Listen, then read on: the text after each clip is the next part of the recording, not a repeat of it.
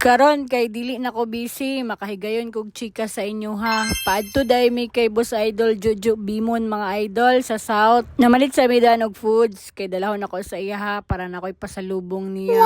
While padulong na mi didto sa iyahang farm, nagkahigayon ko og basa sa akong messenger mga idol. Kay akong gi-check, bay-ubay na gyud ang mga nag-chat sa ako Hello mga idol! Nagkatawa lang ko ba kaysa akong pagtanaw sa akong messenger mga idol. Sus!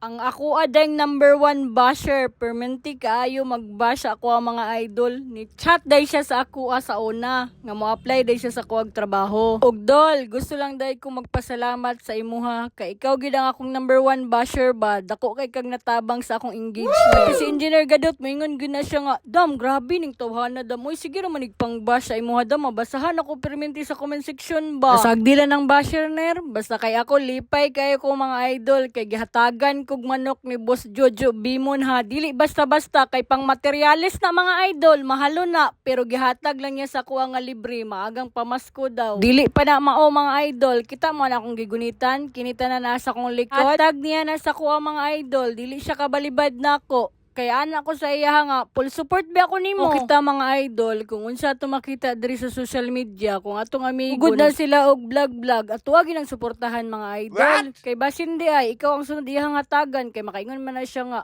ikaw ra gyud ang nisuporta sa kuwadang ba. Salamat jud kayo. Unya, tagasa man ang amigo nako diha nga gusto magpaadto sa ihang farm kay andam kay kumusuporta sa imong idol.